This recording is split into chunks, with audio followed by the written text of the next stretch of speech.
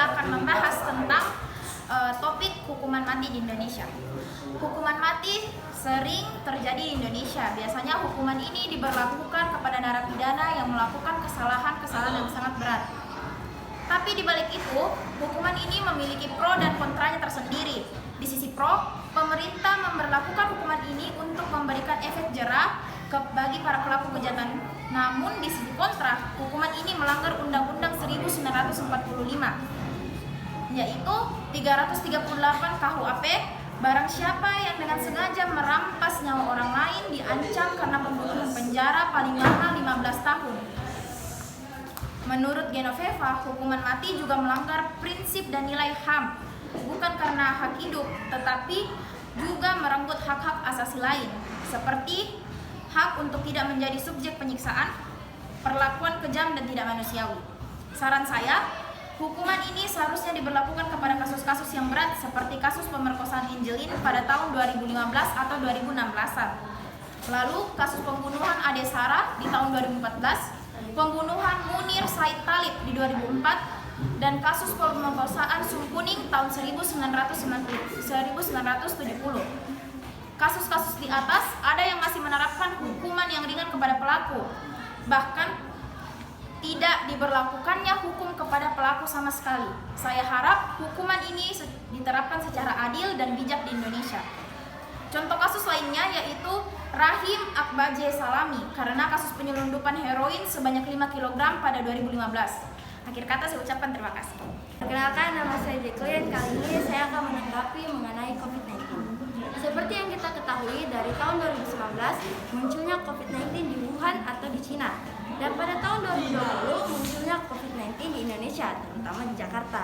Dan pada Juni 2021 telah menyebar ke seluruh dunia dan menyebabkan lebih dari 178 kasus yang dikonfirmasi dan 3,9 juta kematian. Opini saya, dengan adanya COVID-19, hampir semua aspek kehidupan mengalami perubahan-perubahan yang semakin hari semakin mengkhawatirkan, mendebarkan seluruh isi dunia.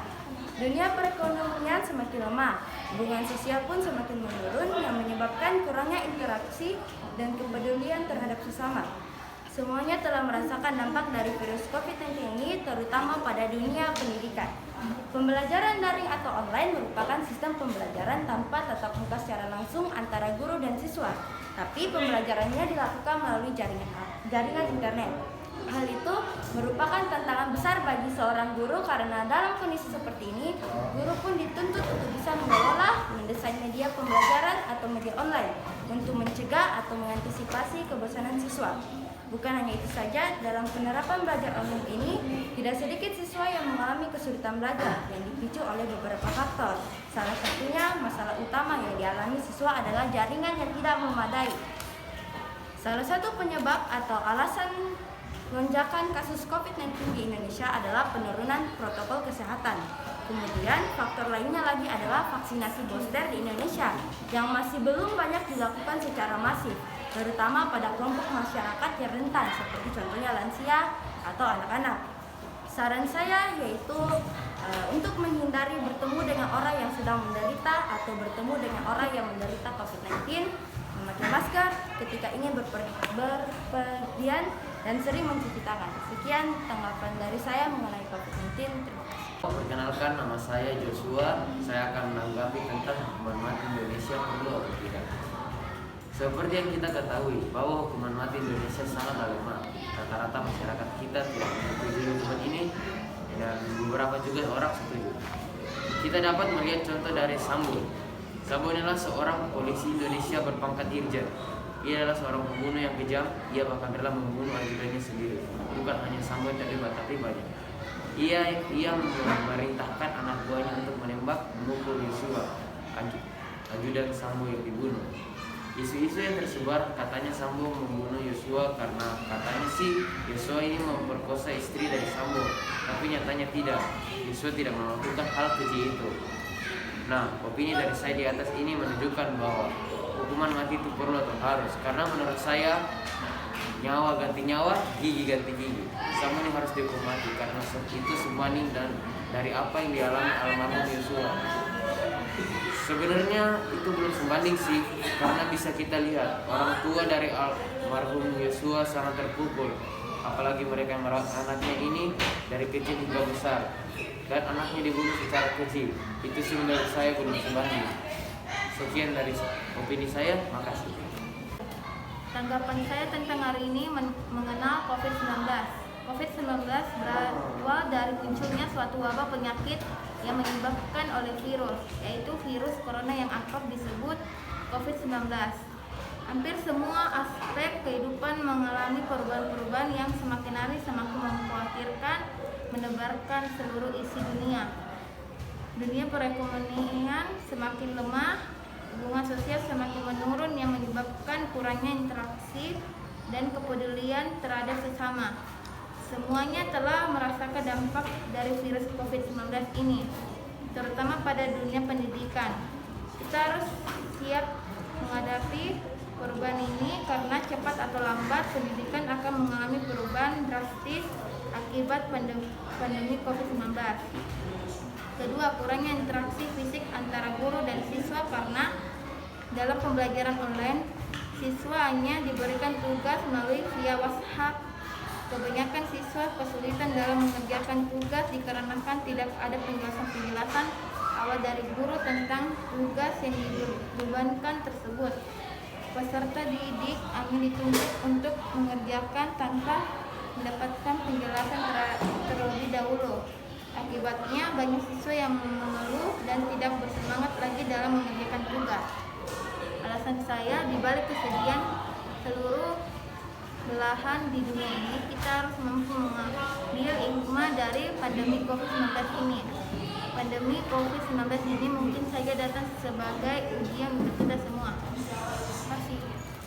Hai, selamat pagi, nama saya Lionel. Hari ini saya akan menanggapi tentang hal yang marak terjadi di Makassar seperti busur dan begal. Seperti yang kita ketahui, di Makassar sering terjadi hal-hal yang meresahkan masyarakat, khususnya busur dan begal. Seperti salah satu contohnya, pada tanggal 3 bulan 10 tahun 2022, terdapat 2 pelajar menjadi korban begal sekelompok pemuda saat pergi membeli makanan di Jalan Dain Tata, Makassar. Dan rata-rata yang melakukan begal itu para remaja. Kedua pelajar asal Boajo itu tidak hanya kehilangan handphone yang dirampas pelaku begal, bahkan salah satu korban terluka karena busur panah menancap di lengan kirinya. Opini saya mengenai kasus ini adalah kita sebagai generasi muda harus sadar diri sebelum bertindak. Jika korban pembegalan tersebut meninggal dunia, hukuman pidana paling lama 15 tahun. Dan jika korban pembegalan tersebut tidak meninggal dunia, hukuman pidana maksimal 5 tahun dengan alasan agar pelaku begal jerak. Cukup sekian dari saya, akhir kata terima kasih. Perkenalkan, nama saya Evelyn. Kali ini saya akan membawakan topik tentang hukuman mati di Indonesia. Hukuman mati terbagi atas banyak, ada yang ditembak, disuntik mati, dipenggal, digantung, dan lain-lain. Hukuman mati dijatuhkan kepada pelaku yang mempunyai kesalahan berat dan dikecam masyarakat. Hukuman mati berlaku di Indonesia sejak Januari 1998. Proses hukuman mati dilaksanakan setelah permintaan gerasi atau peringanan terpidana mati ditolak oleh pengadilan. Terpidana mati akan diberitahu bahwa ia akan dieksekusi dalam waktu 72 jam sebelum eksekusi. Waisin Bestari adalah orang pertama yang dijatuhi hukuman mati di Indonesia pada 1964 karena telah membunuh 6 rekan bisnisnya secara kecil. Jenis-jenis kasus yang dijatuhi hukuman mati: merampas atau menjatuhkan presiden atau wakil presiden, menghancurkan gudang persenjataan, melakukan pembunuhan berencana, mencuri dengan kekerasan, memberontak kepada lembaga pertahanan negara, memberi ancaman keras, penyelundupan narkoba, dan terorisme. Menurut saya, hukuman mati itu harus diberlakukan jika kesalahan yang dilakukan sudah sangat berat atau fatal, seperti pemerkosaan yang menyebabkan korban trauma seumur hidup. Sayangnya, beberapa pelaku pemerkosaan hanya ditahan beberapa tahun. Bahkan ada yang dipaksa menikah dengan pelakunya karena korban sudah terlanjur hamil. Kenyataan ini sebenarnya sangat miris karena bayangkan korban sudah trauma dan dipaksa hidup dengan manusia seperti itu.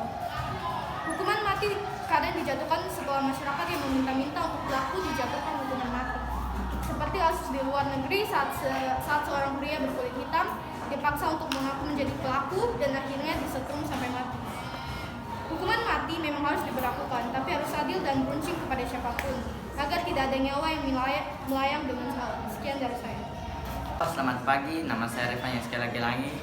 Saya akan menanggapi tentang kesadaran publik atas keselamatan berkendara. Kita dimudahkan oleh kendaraan karena kemana-mana saja cepat sampai daripada jalan kaki dan bermacam-macam kendaraan seperti mobil dan motor. Mengapa kita harus memakai kendaraan? Karena menghemat waktu.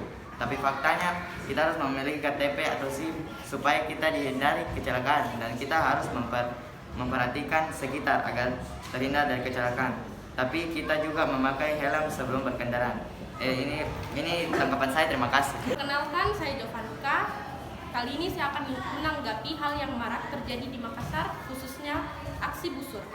Seperti yang kita ketahui, di Makassar sudah biasa terjadi dan bisa dikatakan sangat sering didapat busur-membusur, apalagi pada kalangan anak muda.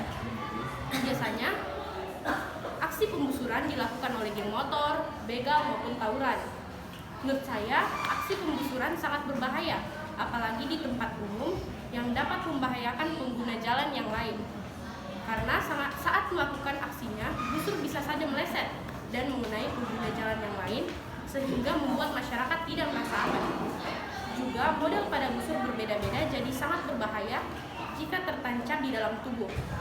Namun, sejumlah upaya penindakan sudah dilakukan Polrestabes dan pemerintah Kota Makassar untuk menekan angka kriminal jalanan dengan menggunakan busur, mulai dari patroli rutin hingga membentuk organisasi Batalion 120 dan mengeluarkan imbauan kepada rumah sakit dan fasilitas kesehatan untuk langsung membakar selang karet kateter bekas yang bisa dijadikan bahan lagi untuk membuat busur. Contoh faktanya, pada peristiwa di Jalan Tinumbu pada pukul 2 Minggu malam pada tanggal 24 bulan 4 2022, korban yang baru saja keluar dari masjid tiba-tiba diserang menggunakan motor dan melontarkan busur panah hingga menancap di mata kanan korban.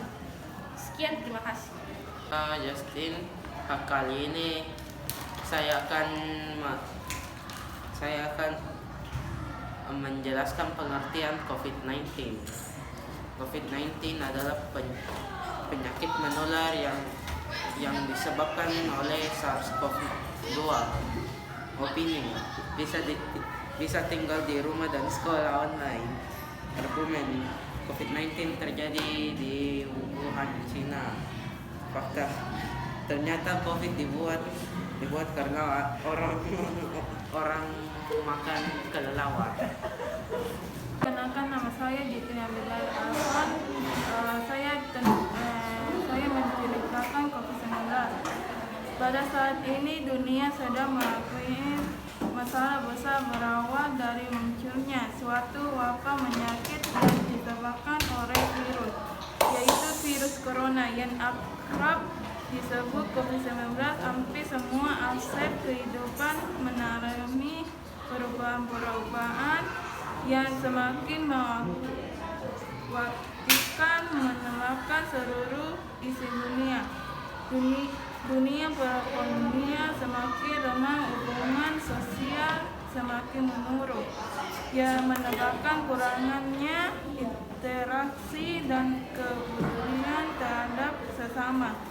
Semua telah merasakan dampak dari virus COVID-19 ini, terutama pada dunia pendidikan. Kita harus siap memahami perubahan ini, karena cepat atau lambat pendidikan akan mengalami perubahan kritis akibat pandemi COVID-19. Saat ini pemerintah pusat telah menerapkan kebijakan, salah satunya merupakan aktivitas tatapan muka. Seluruh lembaga pendidikan hari ini dilakukan sebagai upaya mengendalikan penularan virus corona atau COVID-19 ini. Hal ini tentunya berdampak besar pada perkembangan pendidikan anak yang sangat ingin tuntut untuk belajar mandiri, belajar secara daring dalam jaringan. Terima kasih. Nama saya Troy, akan menjelaskan tanggapan tentang kesadaran publik atas keselamatan berkendara. Keselamatan berkendara sangatlah penting. Di Indonesia marak terjadi kecelakaan yang berbuah kematian yang disebabkan oleh masyarakat yang tidak taat dalam berkendara. Khususnya adalah remaja yang ugal-ugalan dalam berkendara dengan balapan dan lain-lainnya. Jadi marilah kita taat dalam berkendara dengan memakai helm dan tidak ugal-ugalan saat berkendara. Dan bagi para remaja untuk tidak mengendarai kendaraan jika belum memiliki SIM. Terima kasih. Berbahaya jika tertancap di dalam seperti yang kita Akan ulang. Bahwa hukuman mati di Indonesia. Kop 2. Opini. Mana saja cepat sampai daripada jalan kaki.